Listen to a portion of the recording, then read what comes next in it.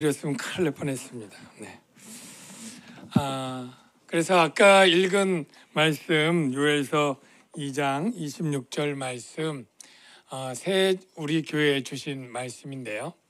이 배경은 풍족히 먹고 전에 굉장히 어려운 재앙이 닥쳤다라고 합니다.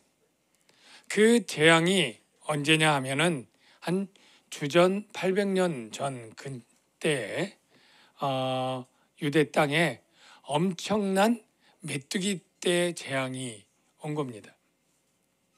그 메뚜기 떼 재앙을 요엘서 앞에 1장에 이렇게 표현되어 있습니다. 팥종이가 남긴 것을 메뚜기가 먹고, 메뚜기가 남긴 것을 느치가 먹고, 느치가 남긴 것을 황충이 먹었도다. 여기 팥종이, 메뚜기, 느치, 그리고 황충 다 메뚜기 떼 종류입니다. 우리가 그 중국이나 이렇게 있을 때 그냥 구름처럼 새까맣게 메뚜기들이 와서 정말 입히고 풀이고 그냥 싹 먹어 가는데 1차, 2차, 3차, 4차로 가면 정말 남는 게 뿌리도 없을 정도로 그렇게 식물들이 푸른 부분이라고는 하나도 남지 않고 하는 것들을 여러분들이 아마 영상들로 보셨겠죠? 그런 재앙이 온 겁니다. 그래서 그 결과 어떻게 됐냐면 밭이 황무하고 토지가 마르니 곡식이 떨어지며 새 포도주가 말랐고 기름이 다하였도다. 먹을 것이 다 하나도 없는 상황이 됩니다. 먹을 것이 우리 눈앞에 끊어지지 아니하였느냐? 기쁨과 즐거움이 우리 하나님의 성전에서 끊어지지 아니하였느냐? 이러한 기근과 그리고 메뚜기 떼로 먹기는커녕 정말로 굶어 죽을 그러한 재앙이 있었습니다. 근데 사실은 이 메뚜기 떼 재앙은 사실은 상징하는 것이 있었습니다. 그것은 훨씬 더 강력하고 비참할 정도로 힘센 그러한 이방의 군대들이었습니다. 요엘서 2장 2절에 보면 그 상징의 의미가 본격적으로 나오는데 이는 많고 강한 백성이 이르렀습니다. 메뚜기 때만큼의 강력한 이방 군대가 올 것을 예언한 것이죠. 그래서 여호와께서 그의 군대 앞에서 소리를 지르시고 그의 진영은 심히 크고 그의 명령을 행하는 자는 강하니 여호와의 날이 심히 두렵도다. 당할 자 누구랴? 바로 이방 군대가 올 것을 예언한 것이죠. 그러면 이제 유대가 살 길은 무엇일까요? 이런 상황에 예언 가운데 유대인들이 해야 될 일은 무엇일까요? 방법은 하나밖에 없었습니다. 바로 하나님이 그들에게 말했습니다. 이제라도 너희는 내게로 돌아오라, 회개하라. 이렇게 강력하게 말씀을 하십니다. 그게 바로 오늘 본문 앞에 있는 내용인데요. 여호와의 말씀에 너희는 이제라도 금식하고 울며 애통하고 마음을 다하여 내게로 돌아오라 하셨나니 너희는 옷을 찢지 말고 마음을 찢고, 실제 유대인들은 슬픈 일이 있으면 머리에 재를 뿌리고 머리를 풀어헤치고 옷을 찢는 그러한 일이 있었는데 실제 중요한 것은 옷이 아니라 마음을 찢고 여호와께로 돌아오라 라는 것이죠.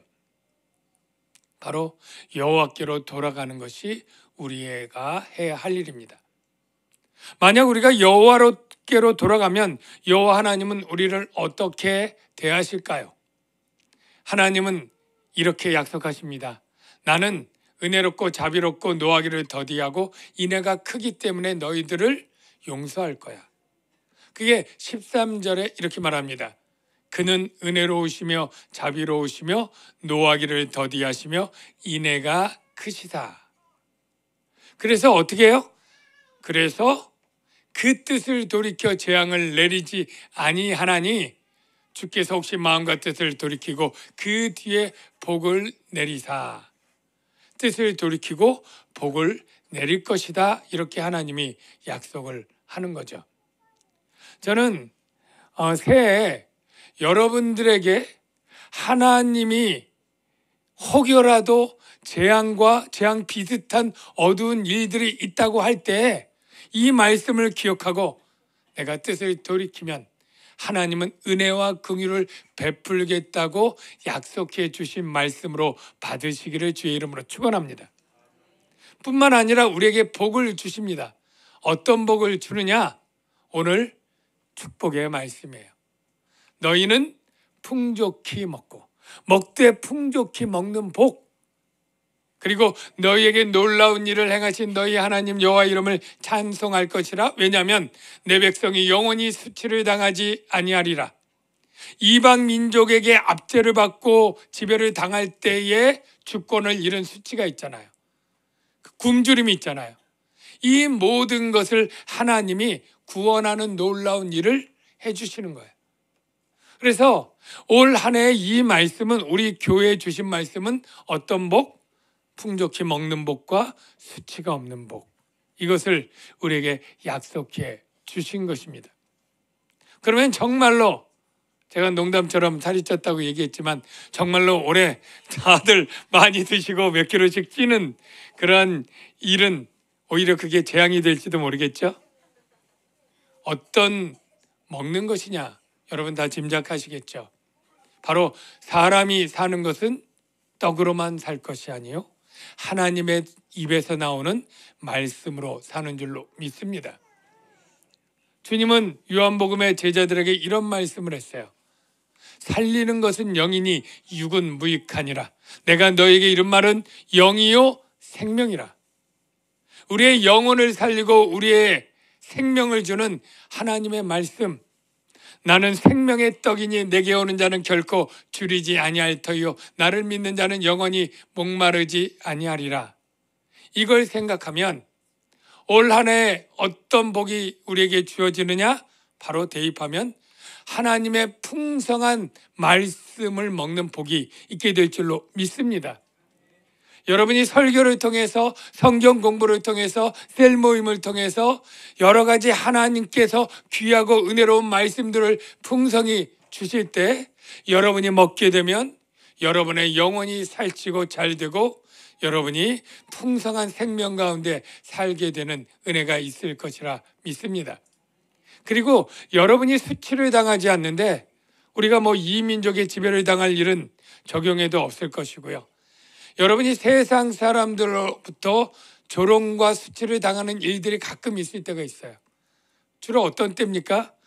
예수 믿는데 왜 그렇게 하는 일이 안 돼?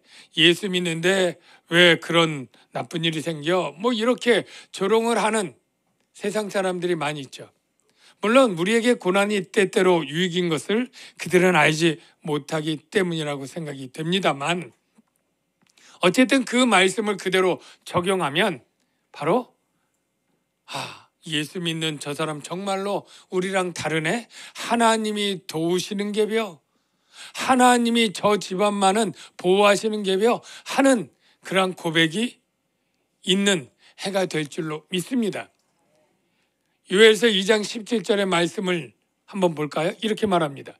주의 기업을 욕되게 하여 나라들로 그들을 관할하지 못하게 하옵소서 기도하면서요, 어찌하여 이방인으로 그들의 하나님이 어디 있느냐 말하게 하겠나이까 할지어다. 즉 그 당시에 이방인들이 저렇게 유대 민족 저렇게 침략당하고 힘도 못 쓰고 가난하고 하니까 저들이 믿는 하나님이 도대체 어디 있는 거야? 이런 조롱을 당했다는데 이제 그러한 일이 없도록 해달라고 기도하는 거죠. 우리에게 적용해 볼까요? 그래서 세상 사람들이 예수 믿는 가정인데 저들이 믿는 하나님이 어디 있길래 저렇게 고생하면서 힘들게 지내? 라는 말이 없는 그러한 복이 있기를 주의 이름으로 축원합니다. 그래서 새해에는 영적으로 부요하고 세상 사람들이 조롱하던 입이 그쳐지고 오히려 세상 사람들이 여러분들을 향해서 나도 예수 믿어야 되겠네, 예수 믿는 집은 뭔가 좀 다른 것 같아 하는 그렇게 부러움과 존경으로 여러분을 볼 수 있도록 하는 복이 여러분 모든 가정에 있기를 주의 이름으로 축원합니다. 기도하겠습니다. 하나님